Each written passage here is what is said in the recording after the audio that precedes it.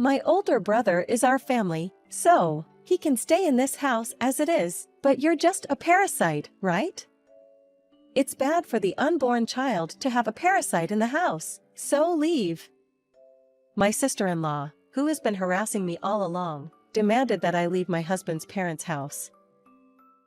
I often wonder how she was raised to have such a constant flow of sarcastic words toward me, showering me with harsh words. At that moment, my husband said to his parents with a laugh, "Dad, Mom, she's right." I agreed, saying, "Well, it can't be helped." Sigh. My sister-in-law stood there with her mouth wide open. The truth she will learn later is that my name is Grace, I'm 30 years old, and I've been married to Liam, who is the same age as me, for 4 years. I work as a freelance video director, while Liam is a corporate employee at a large company. I had the opportunity to create image videos as part of Liam's company's business, and that's how we met. Currently, Liam and I are living with my husband's parents in their house. In the house, there is my husband's father and my husband's father's father, who is my grandfather-in-law. The family house was originally built by my grandfather-in-law, and my husband's parents used to live there. My husband's grandmother passed away before Liam and I got married. The reason for living together was that my grandfather-in-law needed care. My grandfather-in-law is 85 years old and still very energetic.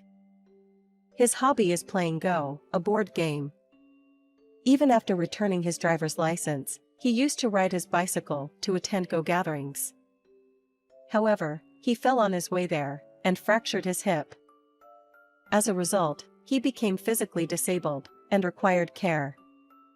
We assumed that my husband's parents would take care of my grandfather-in-law. However, they are self-employed and said they don't have time for that. Therefore, it was decided that my grandfather-in-law would move into a facility. My grandfather-in-law is understanding and agreed to move into the facility.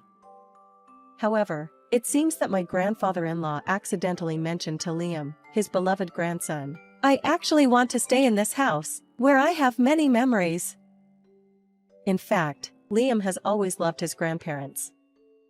The reason is that my husband's parents tended to favor Liam's younger sister, Lucy, and were cold towards Liam.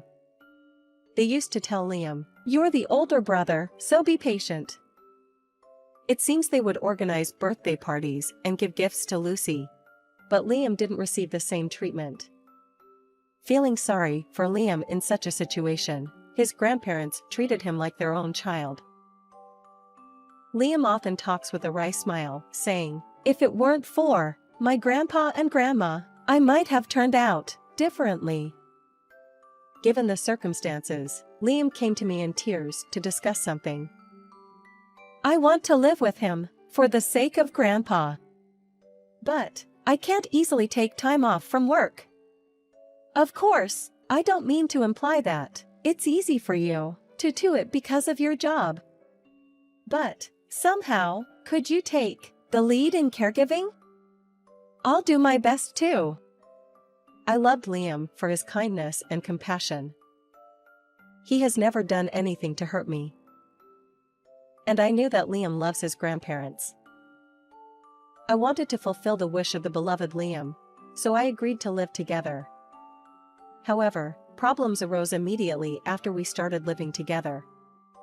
Hearing mine and Liam's annual income, my parents-in-law said, "You two have an amazing combined income." They both quit their cell phone business. I was shocked. "But, mother-in-law, I have to take care of grandpa, so I've been cutting back on work. I don't want you to solely rely on our money." When I said that, my parents-in-law turned cold instantly. My father-in-law said, "It's shameless for a daughter-in-law to voice her opinions to her husband's parents, especially when she's living under our roof." He spoke coldly. My mother-in-law added, "That's right. Being a freelancer is an unstable occupation, which is your fault in the first place. Even with caregiving, it doesn't change." It's your responsibility that you have to maintain income. It's none of our concern. When Liam protested just like I did, my father-in-law shouted, "Don't act so high and mighty, since we've been raising you. Think of it as repaying the favor." After that, they refused to listen to anything we said. The days of living together were extremely difficult for me. My in-laws, who originally said, "We don't want to do caregiving," didn't help with the care of my grandfather-in-law at all. On top of that, they didn't do any household chores and spent money only on their hobbies. They were also constantly asking my husband and me for money. Furthermore, it wasn't just my in-laws who caused me distress. My sister-in-law, Lucy, frequently came to our house to hang out. My mother-in-law said, "Grace, why aren't you offering any juice or snacks to Lucy? What are you doing? You really don't pay attention, do you?" She instructed me to entertain Lucy. Furthermore, it seems Lucy has an extreme brother complex and loves Liam. Because of that, she always takes a harsh attitude towards me. "Oh, there you are, Grace. Still with that dull face and attire. I can't understand why my brother chose someone like you. He said, you're a film director, but that means you work from home, right? It may sound cool to say working from home, but it just means you're a socially awkward misfit who couldn't go out into the world," Lucy said to me. I wonder how she was raised to constantly putting others down with those terrible words. Every time Liam witnesses her making such remarks, he scolds Lucy, but it has no effect at all. "Why did my brother marry such a socially awkward and gloomy woman like you? He had a cute sister like me right beside him, yet he failed to develop an eye for women. What a shame for my brother," she says with a laugh. Moreover, even my in-laws, who were listening, joined in and laughed together. My mother-in-law said, Now, Lucy. Even if it's the truth, you shouldn't say it out loud." And my father-in-law joined them saying, "That's right. Even if there are plenty of things to make fun of, there's no end if we start saying them one by one." He spoke in a tone that seemed like he was supporting them and mocking me. Furthermore, it seems that Lucy is pregnant. Regarding that as well, I am subjected to sarcastic remarks. When Lucy says, "After all, it's been 4 years since you guys got married, and still no children," my mother-in-law continues, "That's absolutely true. I remember hearing her say, she prioritizes work for now, but in the end, being married and giving birth to children is a woman's most important job. She's nothing but defective goods." She said it loud enough for me to hear. I want to leave this house. I can't even count how many times I've thought that. However, Liam always stands up for me and gets angry at my in-laws and Lucy. Moreover, Liam also works and is tired, but he says, "Grace, you must be tired from caregiving. Take a break for a while, I'll take over." He gives me time to sleep and takes care of the caregiving tasks and household chores that I couldn't manage. Watching Liam like this, I couldn't bring myself to say that I wanted to leave this house. Besides, I couldn't leave my grandfather-in-law behind, I thought. In this stress-filled life, the only healing time for me during the day, when Liam is not around, is having a long conversation with my grandfather-in-law. My grandfather-in-law is a very kind person, as Liam used to say he loves him so much. Unfortunately, he became unable to walk due to a bicycle accident, but his mind is very sharp.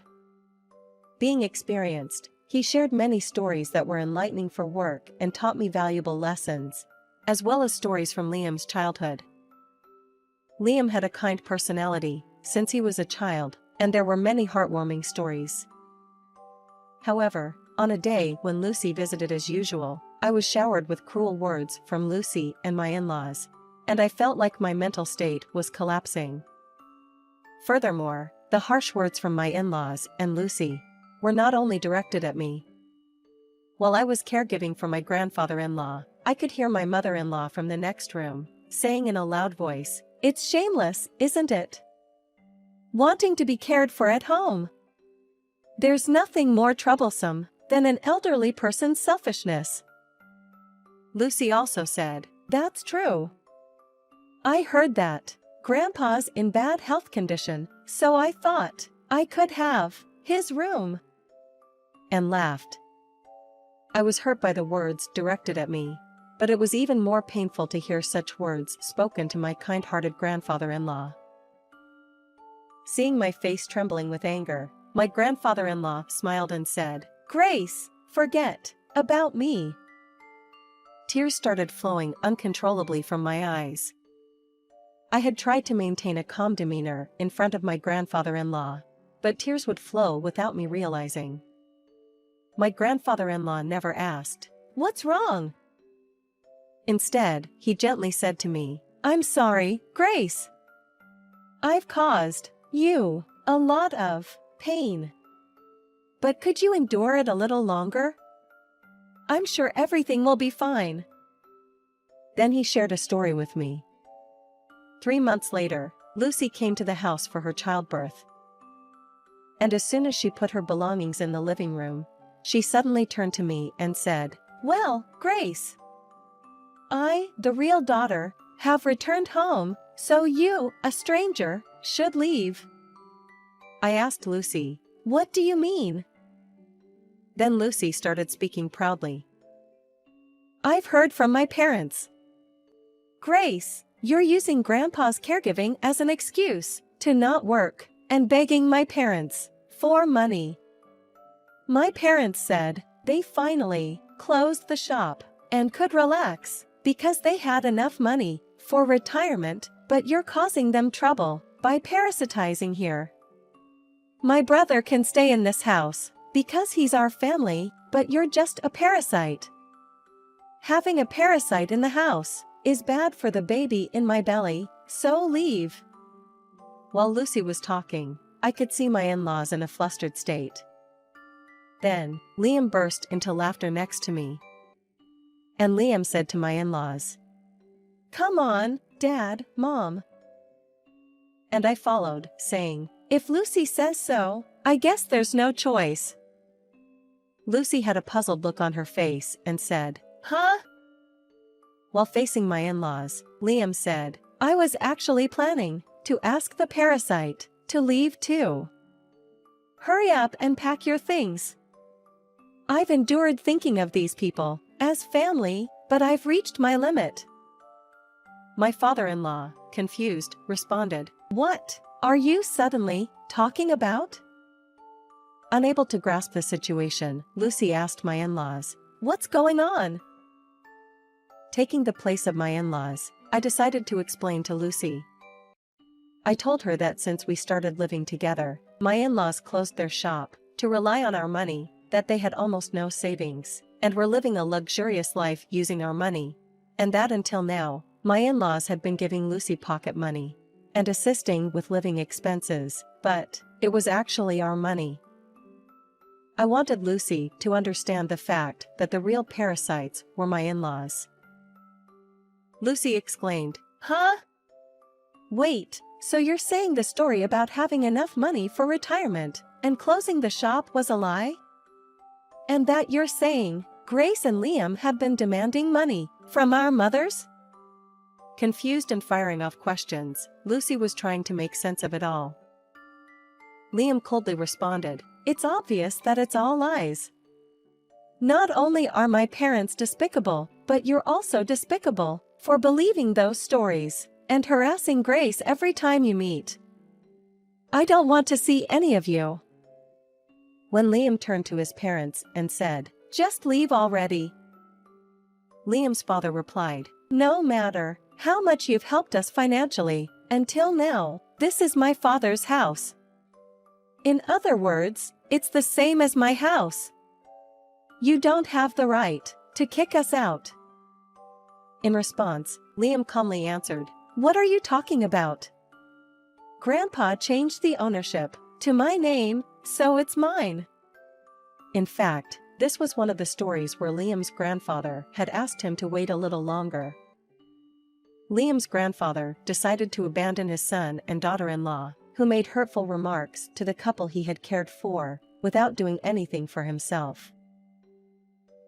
The grandfather conveyed his feelings to Liam, saying, "Your life belongs to you, so I won't force you, but if you're willing, please continue to protect this house."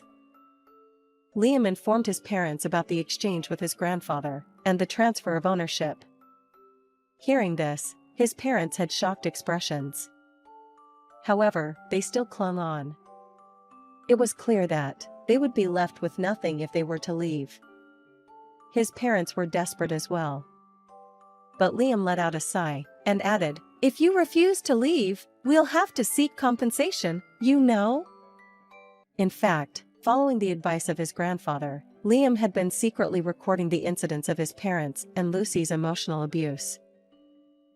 The lawyer whom his grandfather had a close relationship with listened to the recordings and confidently said, "You can claim compensation for damages." This was the second story of what Liam's grandfather had told me. He said, "Since I can't install recording devices or surveillance cameras, can I ask you for a favor? I will also introduce you to a lawyer whom I've known for a long time. If they refuse to leave, you can tell them that you will claim compensation based on the recorded evidence." Hearing that their conversations had been recorded, Liam's parents turned pale. They must have been aware that their remarks qualified as emotional abuse. Recording something like that. And demanding compensation. Even though we're family. His mother's voice sounded sad, as if she were attempting to evoke sympathy.